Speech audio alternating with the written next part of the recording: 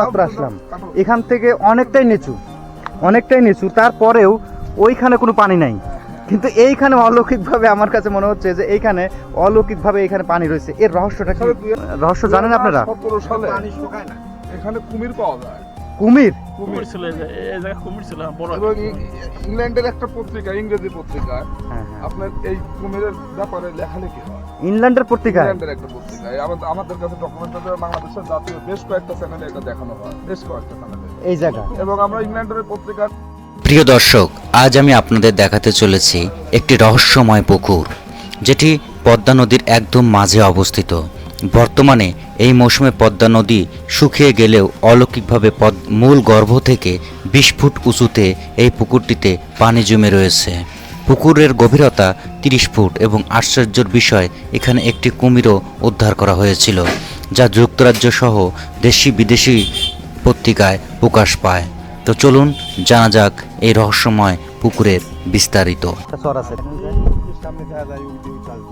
অনেক জায়গায় মিলে গেছে, তারপরে আবার আর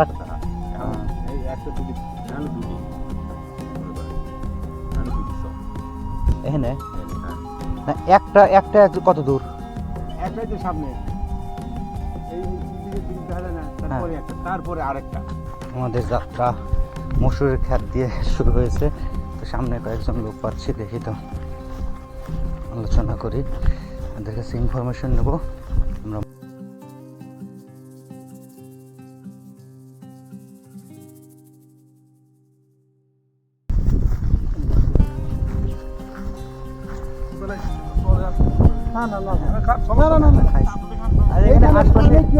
বিএডিসির প্রকল্প, এখানে আপনার হচ্ছে সোলার বিদ্যুৎ প্রকল্প।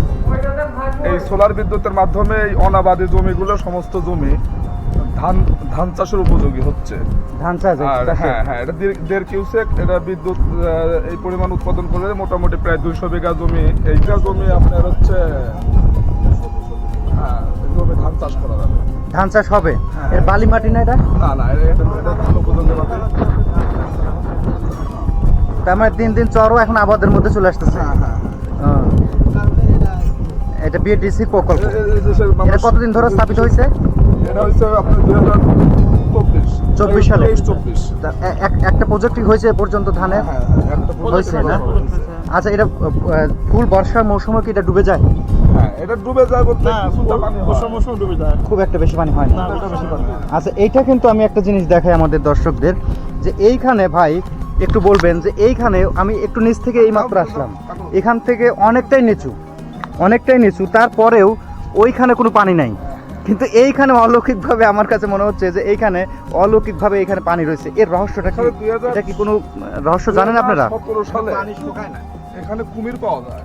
কুমির ছিল, এই জায়গায় কুমির ছিল বড়। এবং ইংল্যান্ডের একটা পত্রিকা, ইংরেজি পত্রিকা, আপনার এই কুমিরের ব্যাপারে লেখালেখি হয়। ইংল্যান্ডের পত্রিকা, ইংল্যান্ডের একটা পত্রিকা। আমাদের কাছে ডকুমেন্ট আছে, বাংলাদেশের জাতীয় বেশ কয়েকটা চ্যানেলে এটা দেখানো হয়, বেশ কয়েকটা চ্যানেলে এই জায়গা। এবং আমরা ইংল্যান্ডের পত্রিকাটা দেখছিলাম যে 50 বছরে ইনি দ্বিতীয় জন। এই কুমিরটা 50 বছরে পদ্মার ইতিহাসে উনি দ্বিতীয় জন।